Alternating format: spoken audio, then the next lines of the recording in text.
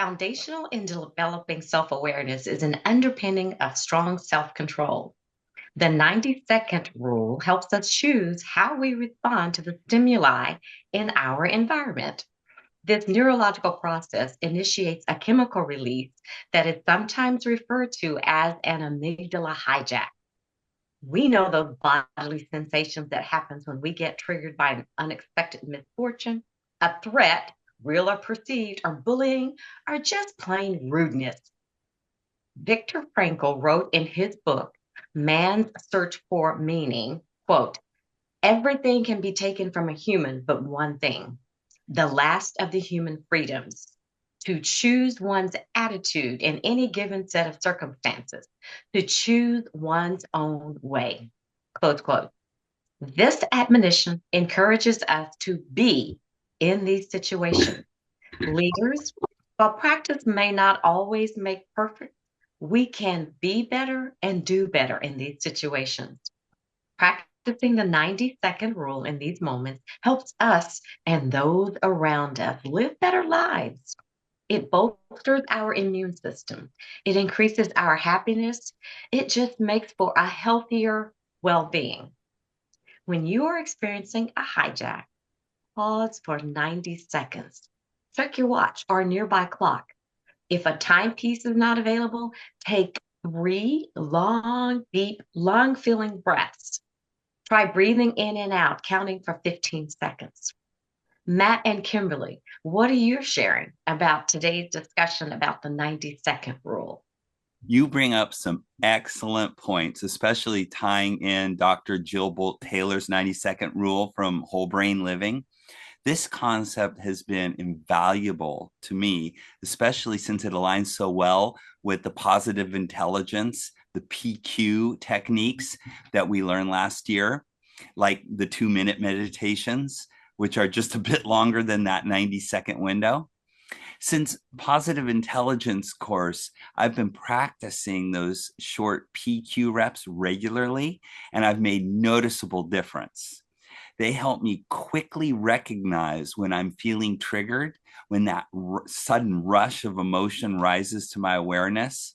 And in fact, in the app, there is something called the interceptor, and I monitor my interceptor. That is the technique that the app measures that brings you to awareness of your ability to recognize when you're getting triggered. So by doing these quick 90-second or 2-minute PQ reps, after I realize I've been triggered, I found that I can calm myself and interrupt that emotional state, just as Dr. Bolt Taylor describes. And these techniques are powerful because they let our brains pause, stop generating stress triggering chemicals, and bring us back to a more centered place. I think this combination of awareness and action is crucial. Not only can we notice when we're triggered, but we also have an immediate tool to help us shift away from it. This approach has been truly transformative, and I'm grateful to have learned and practiced the PQ reps. Kimberly, what are you thinking about? Thanks, Matt. Matt and Twiana, you both have referred to the amygdala hijack, which is what we experience when we are in the survival brain mode, right? As a neuroemotional coach, there are actually three types of brain stages or channels that we can be in as people and as leaders. The first one, the amygdala we just talked about, is survival.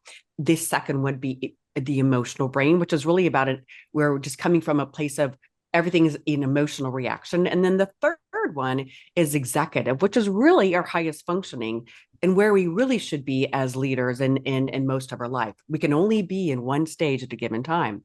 And we could go back and forth between, we could be an executive brain, all of a sudden fall into the survival brain immediately based on what we're getting triggered.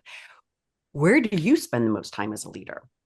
Our goal as leaders is to spend the most time in the executive brain, as I mentioned, because it's your highest functioning. It's when you're thinking most clearly and confidently and intentionally. So how do we get ourselves there? Matt and Twiana, you both have mentioned some great ideas alluding to the 90-second rule. There are some techniques that about just your survival brain is thinking that you are not safe. And what you're trying to do is get your subconscious brain to think and believe that you are safe.